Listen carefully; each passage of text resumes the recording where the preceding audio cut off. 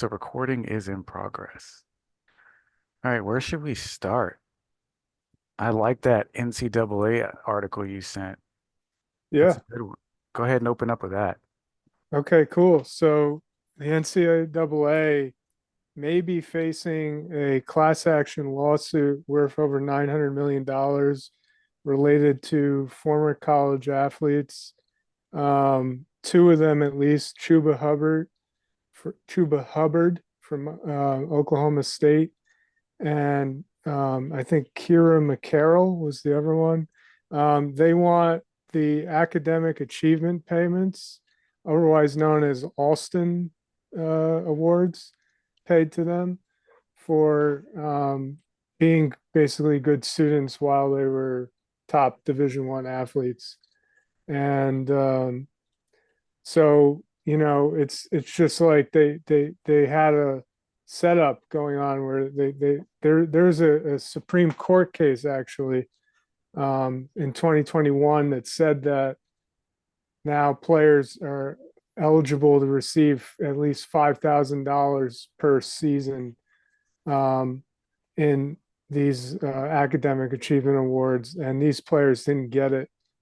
It seemed like in Hubbard's case, because he left the school that had agreed to do it, and now he wants it paid to him, even though it wasn't active while he was there. What do you think about this whole situation, Brandon?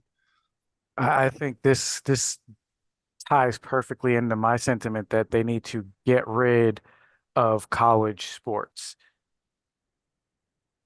I've said it a bunch of times. I wrote an article about it for when we were back at In the Zone. I post about it all the time. Every time I see stuff like this, they need to get rid of college sports. Turn it into a semi-pro league. 25% of the revenue goes to colleges that they represent and stuff like that, and then pay these kids to play sports. I'm not even sure that other countries have set up their leagues the way that our leagues are set up when it comes to sports. We anchor these kids to college, and the majority of them do not care about college. They don't care about their seat there, and it's just taking up a seat. There's somebody else who's looking to go to college and can't go to college because guess what? Some college student or some student athlete is now taking up a seat. There are a finite amount of number of classes. And a lot of these guys, a lot of these athletes end up going pro before they graduate.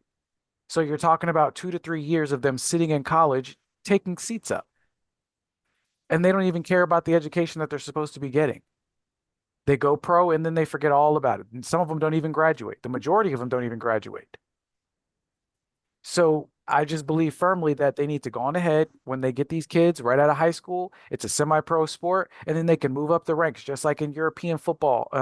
They got the developmental leagues, the U16s, the U14s, the U17s, U18s, and stuff like that. Go on ahead and put that sort of system in place. I'm not saying the NCAA has to relinquish its control, but it should separate itself out into an entity so that way it can pay these players, and these players can go out there and make the money they want to make. Because let's face it, most of the reason these kids are playing is for money, whether it's to pay for college or whether it's to go pro, they're playing for money. So just pay them. Yeah, I mean, I think that uprooting college sports would be very interesting, but like you said, they do it in Europe, and they even sort of do it now with MLS soccer. There's now a league called MLS Next Pro, which is completely dedicated to being a stepping stone to the MLS for academy players mainly, and players in their younger 20s, early 20s who are trying to make the move to MLS. So they've kind of, and there's a lot of, they have college soccer obviously still, but there's a lot of kids who would be playing college soccer who are instead doing that. So that's the model for it. I just think, I was talking to somebody the other day about the allure of college hockey. And he said, the thing I like about it is the bands playing at the games, the students coming out to the games, and the whole atmosphere. So, would it have the same atmosphere, this league that you're proposing? Yeah, I mean, of course it would. I mean, we all want to think that college sports does not have the same allure as pro sports, but if you look at March Madness, March Madness is starting to be a little bit more popular than the NBA playoffs. I've heard people actually say that they're looking forward to college basketball more so than they're looking forward to NBA level basketball. This also tips the scales towards the people who are coming out of college who don't necessarily get the opportunity to get drafted in the NFL, right? Because they can still play in that developmental league, in that semi-pro league, and still develop their skill. When somebody graduates from college, guess what? That's pretty much the end of their career. Unless they get a chance to go play over in Europe, their career is pretty much done. Or go play, and that depends on the sport as well. Because there's not a whole lot of Americans who are going over to Europe to play professional soccer. Let's be honest about that. There's not a whole lot of football players, American football players who are going over to Europe to play professional football.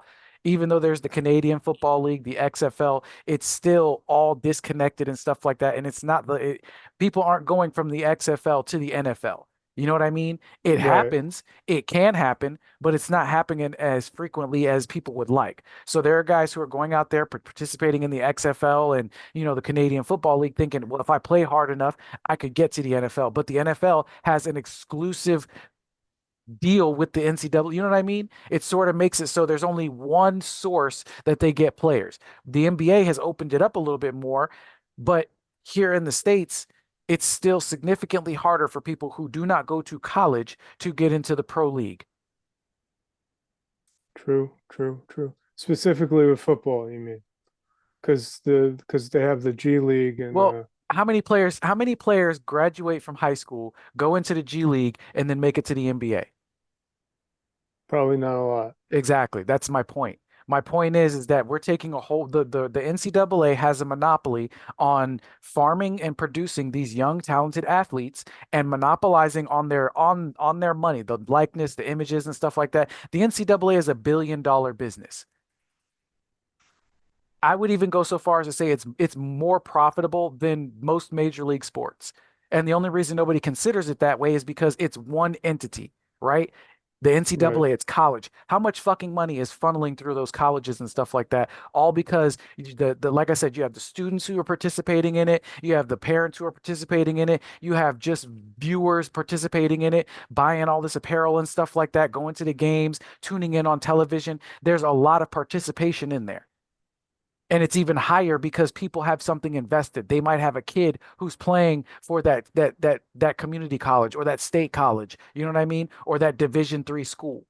So there's a whole lot more riding on these games for these people than it is when they go pro. Because once these kids don't go pro and they're just watching pro sports afterwards, there's no skin in the game for some of them. You know what I mean? It's like there are some parents who didn't really have an interest in watching basketball until their kids started playing basketball, watch it all the way up through college, then their kid graduates, no more basketball. Mm. Well, I guess, yeah, my only thing is that, you know, like you said,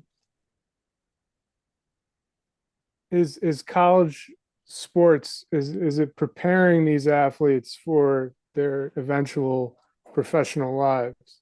No. Because but they're going to get, if they do well in school while they're athletes, they give them an incentive with this Alston Awards thing, which says $6,000 can be given by the school to the student athlete of their choosing. Now that puts all the power in the hands of the coaches and the administrators who have the discretion to provide or not provide the award. So they're going to pick their favorites, and that's kind of, not very equitable. So that's how it's currently set up. So I do mostly agree. I think that they should start thinking about something, but it's so entrenched. It's going to take these lawsuits to weaken the NCAA and to try and get them to change the way they handle athlete compensation, which is emerging just now. So, do you want to move on to a different topic? Yeah, I saw this post on Facebook and I kind of want to, spark a conversation here. Hold on, let me put it in the chat right quick. And you can see it. Basically, it's I think it's I can't think of his name. What is it? I can see his face. I can't think of his name to save my life. Um Is that That's not Stoudemire, is it? yes, Amari Stoudemire. He said Okay. it was LeBron first going to Miami. Bron knows that he ruined basketball. Um Mm, and I just kind of want to get your opinion on that. You know what I mean? Like that's a huge accusation to put on one person. The entire NBA league ruined by a single man. mm. Well, he certainly, at the time, was the most powerful player. Um, well, he also Kobe was at the end of his career. Um, I think a lot of people didn't like the move, didn't like the creation of the super team with uh, Bosh and Wade, who's in the Hall of Fame already. Um, and LeBron is going to be headed there. And I think it just seemed like it was buying a championship. And now, did that ruin basketball? I mean, they won two in 2012 and 13, if I'm correct. So I'm not sure that it had this kind of lasting impact. What do you think? I can't say that LeBron ruined the league single-handedly. What I will say is that he opened the floodgates to this sort of archetype for super teams. Now, it should be up to the NBA to figure out a way to keep these sorts of things happening because let's be honest, the NBA has not been nearly as competitive as it used to be. And we can pretty much predict what teams are going to make it to the playoffs. We can pretty much predict who's going to make it to the finals. It's not fun to watch anymore. It's not as competitive. The only reason anybody still even watches nowadays is because it's just sort of, in my opinion, it's sort of habit. You know what I mean? Hmm. All the hardcore basketball fans out there, they're just sort of watching it out of habit. Every year they're seeing the same thing. The same teams are going to the playoffs. And granted, well, who was it that went last year? Was the Bucks and who else that went? Or like I said, there's been a few deviations from the norm. But when we think about it, Golden State went a bunch of times. Miami went three times. You know what I mean? Like ever since that happened, we start to see this archetype of these stacked super teams and stuff like that, teams buying titles and everything like that. And like I said, it's up to the NBA to figure out how to keep that sort of thing from happening. And here's why I say that. They have the power to veto trades when they think they're unfair. It happened back when Chris Paul tried to go to the Lakers. The league vetoed it, and Chris Paul and Kobe Bryant never played together. That would have been what they called a super team or an unfair competitive advantage or whatever you want to call it. You see what I'm saying? They did veto that. Is that what you said? Yeah, they vetoed it, and that's what I Okay. mean. It's got to Hmm. be up to the NBA to govern the league and make sure that the distribution of talent stays distributed equally. I don't know how what that looks like or how that plays out, but at the end of the day, it has ruined basketball. And I know for me specifically, I don't really care to watch anymore. I mean, you have these overpriced crybabies jumping ship and joining the one team. There's even a video of Shaquille O'Neal saying, if I had known that we could do that, I would have just went to Chicago and played with Michael Jordan. I mean, could you Yeah. imagine how fucking stacked the Bulls would have been then? They probably would have never lost. Yeah. But back in that era, it was like when you joined a team, you were the guy. When you were the highly touted prospect, you were the guy. Michael Jordan was the guy. Shaquille O'Neal was the guy. Kobe Bryant was the guy. You see what I'm saying? They didn't just jump ship because they didn't win titles. They worked at it. They worked with the players that were around Yeah. them. They took it upon themselves. Dame Lillard, for the long time, he took up that mantle. before he decided, you know what, I'm done playing in Portland. They can't help me win a championship. I'm going over to Milwaukee. And I do not blame him, not even in the slightest. Why should I? LeBron James has done it. Kevin Durant's done it. Pretty much every Harden's done it. Pretty much Hmm. everyone, every superstar in the league has joined forces with another superstar in the league to win. And like I said, I can't put the onus completely on LeBron James because some of these guys got to look at themselves and be like, yeah, I probably should have stayed where I was at, or I probably should have went somewhere else. No, I can't blame Lillard or guys like that who really paid their dues with their drafted team, the team that drafted them. But yeah, I mean, I can blame certainly. Well, here's the thing that Harden played with Houston for a while though before he went, right? He was there for at least 6 or 7 years. Um, but are you more so blaming them for making super teams or just for jumping ship at Well, I all? mean, like, it's not necessarily the jumping ship that has me burnt up. It's the fact that they jump ship and then go play with another superstar. It was like when LeBron was preparing to leave Cleveland the first time. The Knicks were clearing, they had a fucking fire sale and got rid of pretty much all of their upcoming talent just to make sure that they had enough money to pay LeBron James should he want to come to the big show. And instead, he turned their nose up there with them and went down to Miami because it was going to be easier for him to win a title in Miami than it would have been in New York. Well, I don't know if I can blame him. It means that the Knicks have been so dysfunctional. But But the for thing that, is that's a huge market, a prime time market that he's taking to the upper echelons of glory. And have they seen that? Has the Knicks had any sort of real success in the last 15, 20 years? no, hoping this year. And I will even be so bold as to say he's part of the reason they've had a lack of success because like I said, the season he was supposed to come when they were flirting with him and courting with him to come out there, they had a fire sale. They got rid of pretty much all of their talent and that's exactly what they were doing. They were making sure that they had the cap space to bring in LeBron James or some other talent. Or LeBron James and whoever he wanted. Exactly. Yeah. So Wow. I if didn't know. I didn't know that. if Didn't know LeBron that. James would have if LeBron James would have gone to the Knicks, like I said, it would have been a considerably harder road to the title championship. But if he could have pulled that off, that would have been his own legacy. Because now he Yeah. goes down to Miami. Who cares?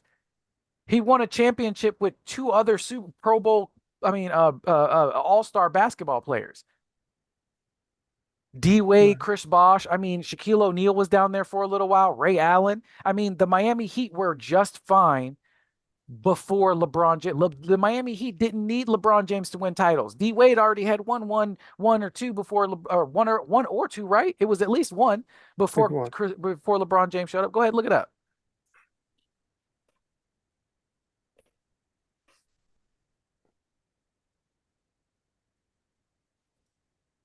All right. Wait. I'm just gonna go to Pro Basketball Reference real quick.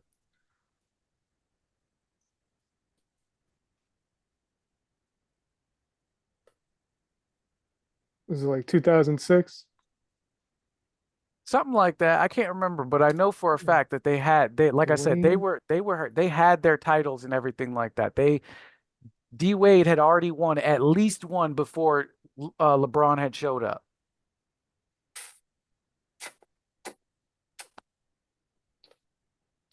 Damn. Why didn't they tell you right off the bat when you go to the thing? I couldn't even tell you. Um. I'm gonna say it's one. I see. It's Well, let's just say it was one. yeah. The Miami Heat were not a struggling team. I think when LeBron came to town, they were 1 year removed from the playoffs, and it wasn't like they missed it by a whole lot. They didn't go from being a top five team to a bottom 20 team. You know what I mean? Like they didn't just Hmm. have this precipitous drop. Right. So they didn't even need LeBron James when they brought him out there. And let's be honest, he was a marginal difference. The 3 years he played down there, or the 4 years he played down there, they won what, three championships or two? Two, Yeah, so they won two championships while they was down. He was down there for what, 3, 4 years? something like that. Yeah, and they only won two titles. So it wasn't, in fact, any easier. It just meant that LeBron James didn't have to carry the team. Right, in which he came up pretty much woefully short when he tried to carry the team in Cleveland. And I watched highlights of that. I just posted in the chat the championships. There's a 2005-06 for Dwayne Wade, and then 12, Mm-hmm. 11, 12, and 12, 13 with Mm-hmm. LeBron. I was watching the highlights of the 2007 finals between the Cavs and the Spurs. And, the Spurs were in the prime of Tim Duncan, Tony Parker's career. And they had Manu Ginobili. And they had two guys off the bench who contributed like 15 to 20 points in the Mm-hmm. playoffs, I believe. So they clearly had more, but Cleveland was not derelict or whatever. They had some guys that really showed up, and contributed solid points. But Cleveland, was clearly led by LeBron. Um, but you're gonna get me riled up a bit there because the when you say that LeBron was a marginal difference. I mean, I have to say that he was like a sea change really when he comes to Miami, even with those guys, because I feel like his impact and his physicality is something that Wade and Bosch couldn't really recreate. I think maybe Bosch is just like kind of like a standard big who kind of just plays defense first, right? I mean, am I wrong with that? In Look, that, when I say marginal, I mean they were there. He was there for a fixed term, 4 years, right? I believe it was 4 years. And out of those 4 years, they won two championships, not three. They didn't go four for four. They won two. So to me, that's a marginal difference. Do I believe that if LeBron James doesn't go to South Beach, that the Miami Heat wouldn't have won two titles in that 4 year span? I don't believe it was undoable for them. I don't. They had a good team. They had a great team. They had a great roster. They had a great rotation. The only thing LeBron James did was give them another guaranteed 20 points per game. Guaranteed. But that was a marginal difference. Because if they needed 20 points, there were plenty of other players in the league who could have given him those 20 points. Or they could have found two players who could have given them 15 points. One player off the bench, another player starting rotation. They had the guys, they had the talent. I don't believe that they wouldn't have seen success had they not got LeBron. He wasn't the difference maker down there. Now, if you told me that LeBron comes to town and D Wade leaves, yeah, I'm saying that D Wade leaving, that's a huge piece of their offense missing. He was the X factor for that team. okay, he was definitely the leader there. Yeah, I mean, I kind of think that LeBron was the X factor a bit more than Wade, but I think you could say either way. They're both fantastic players, so that I'll agree with. Um, Question is, in 2012-13, the Heat beat the San Antonio Spurs, still kind of towards the end of that dynasty, but they beat them in 7 games. Now, do you think that without LeBron and with a serviceable player, like say a Julius Randle or something like that, who's on the Knicks now and averages like 20 points per game, without a player who's averaging 28 points per game in LeBron, do you think the Heat would have won that series? Yes, because they still had Dwayne Wade. Like I'm telling you, if I have to choose to start my team, right? To start my team, they go, you get to pick between LeBron James or Dwayne Wade. I'm picking Dwayne Wade because I Okay. know that come hell or high water, Dwayne Wade is going to do what it takes to get the job done. We have seen LeBron James check out of games mentally. It happened when he was in his last year with Cleveland and they played Golden State again in the playoffs, and his team wasn't playing well. They were down, and you could see LeBron James had checked out of the game.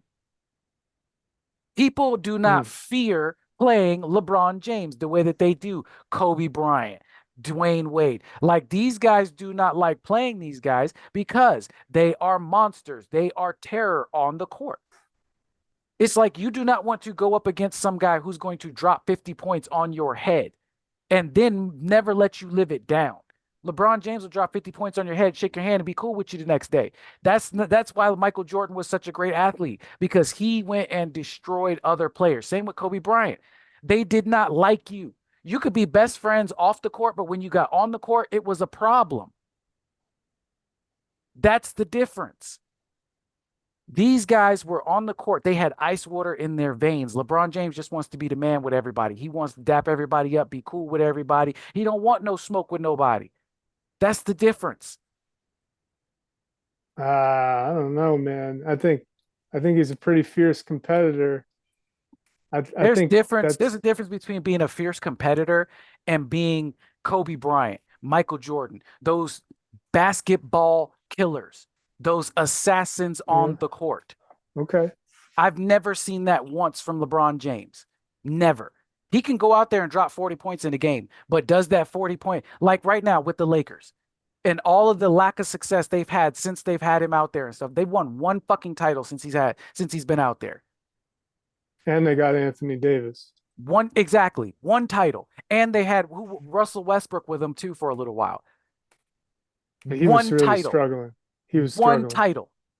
Yeah. And this is supposed to be the world's. You telling me that if Michael Jordan was playing in this era, in this day and age, and was in place of LeBron James in LA, they'd have had the same lack of success?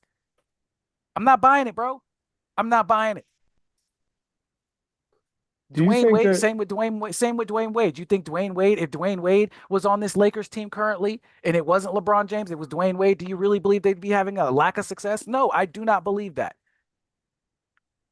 now I think what you bring up is that players like Wade make their teammates better as good as they are. And maybe LeBron never really quite did that. I mean, you said he joined a Heat team that was already good, that already had a guy with supreme leadership and individual skill in Wade. So do you really need to be the guy who's making everybody better when Dwayne Wade's already there? Exactly. Yeah. All right. What you got All next? right. I would like to touch on the Ohtani betting scandal or the gambling scandal. So we have a case here of two different stories being leaked out when it comes to MLB superstar Shohei Ohtani. His interpreter initially told ESPN that Ohtani had agreed to pay his gambling debts. That was on March 18th. And 2 days later, Ohtani and his camp accused the interpreter of $4.5 million of theft. So initially, they came out with the story saying that it was worked out between him and his longtime friend, the interpreter, that they would pay his gambling debts. Now, Ohtani's coming out and saying, no, no, he stole from me. And then the interpreter agreed with that on the same day, saying he lied and Ohtani had no knowledge of his wagering activity. Brandon, we got conflicting stories here. What do you think? Do you think there's something fishy here? Yeah. The fact that this grown man let another grown man have access to his money and he wasn't paying attention. This is nothing new. Pro athletes have been getting taken to the cleaners by somebody in their camp for years. It's why these pro athletes abruptly switch managers. It's why they abruptly get rid of people that they usually hang around, used to hang around in their entourage. It's why I say they need to be watching their money. Because if when you give access to your money to somebody, they can do whatever they want with it. I don't care I don't care even if if you trust them implicitly to do it. They sign contracts. It does not matter. If you are not watching your money, somebody's going to be taking advantage of it in some way, shape, or form. Even if they're only taking $10 out, taking $10 and putting it in their back pocket to go buy a pack of cigarettes later. You see what I'm saying? People are going to Yeah. try and get over. And obviously, this guy was in a situation where somebody was finna break his kneecaps, or he needed to come up with that before he came up with that money. You know what I mean? And Yeah. that's what he did. He was in a desperate situation. Now, I don't necessarily blame Ohtani for his guys, problems and shit like that, but I do blame him for being careless and just letting him have access to his funds. Because how do you just let somebody steal, what was it, 4.2 million or something like that? How do you just let Yeah. somebody steal that shit from you? That's not just like $10 laying on the kitchen counter. No, no, no. No, somebody said there's a lot of steps that are involved in wiring that much money, and that's how the money was supposed to be sent. Exactly. And so, like I And said, he had to have been able to check those boxes for that money to leave his hands. so, how can he just? He's covering it up because it's illegal to gamble in California, and it's also illegal to forward money related to sports gambling, which is punishable by a fine or a year in prison. So if he knowingly sent that money to pay off a sports gambling debt, he could be looking at a major fine here, Brandon, or possibly prison time, although I don't think it would go to that level. But He should um, go to jail. He should go to jail. I don't, them fines won't do anything. The dude's broke. What are fines going to do? He already don't have no money. I mean, he stole $4.2 oh million no, dollars. Let's fine him some more money. no, no, Just send his ass to jail. I'm talking about the athlete. Oh, Otani's facing jail time? Well, that's down the road. That's not yet. They're not really looking into him hard yet. They're looking into the bookmaker who is dealing with the interpreter, and the IRS are investigating both of them.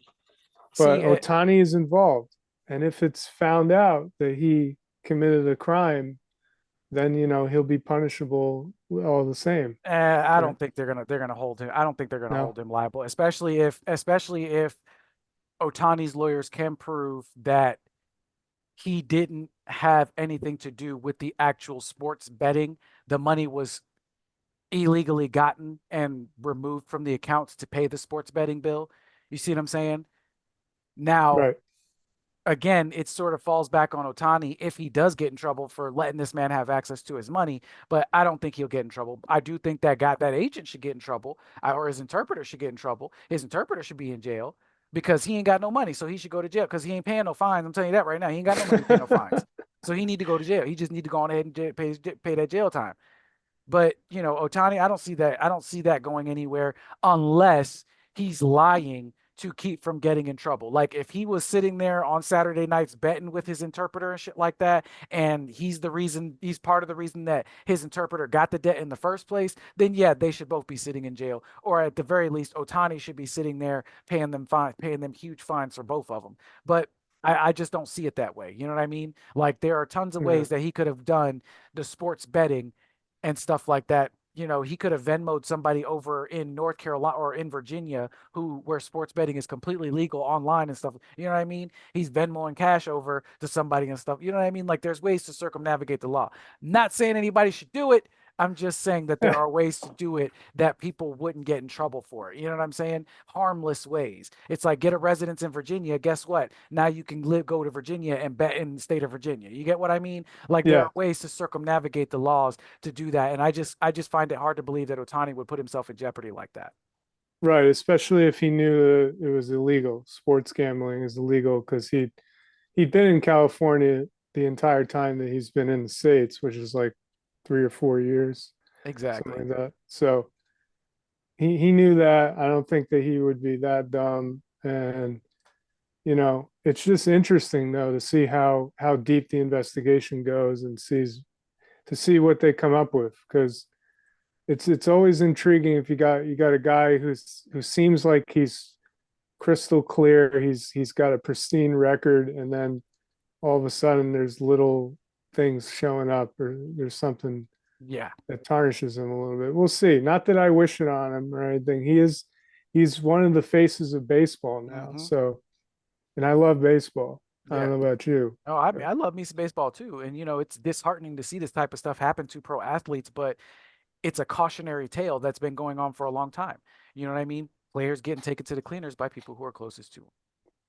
Very good point. I like how you phrase that. All right, one Um, more topic real quick because we got like 2 minutes before this thing times out. right. There was a video on Instagram. I did send it to you, that one about the NCAA female players making more than the WNBA players. Final thoughts are on that. Okay. Go.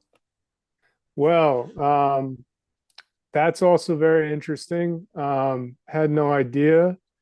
I felt like the, I just discounted, I underestimated the amount that these female college athletes would be making off their NIL. And, you got Caitlin Clark, Juju Watkins, all the top female players who are making money off of endorsements and all this kind of stuff. And a lot of it's potential. So like they've already made maybe like a couple $1 million off of it, and that's a hell of a lot, because something like the average salary is like $100,000, I want to say, in the WNBA. Yep. So they're doing a lot better than the average WNBA player is. And I don't know. I feel like fine. It's not an exorbitant amount of money when you talk about, I mean, these are the cream of the crop when it comes to female basketball players. So I feel like it's normal. And that's basically how I feel about it. I'm gonna go real quick because we got less than a minute here. Sure. I mean, personally, I think that the whole reason that the college girls are getting more money is because there's more exposure for them. People, you have students who go to see the games, you have the parents of the students who go to see the games, you have fans who are watching on TV, and you have people who couldn't even give Brittany Griner a full packed out stadium when she got back from Russia. As many people as were like, "Oh, free Brittany, bring back Brittany," they couldn't even give the woman a sold out stadium. If you look at the average viewership numbers, the Kardashians average more per season than the WNBA. If women cared about women's sports the way that they cared about everything else in women's lives, guess what? The WNBA would be probably just as profitable, if not more profitable, than the NBA. That is our show. I am out. Peace. Peace.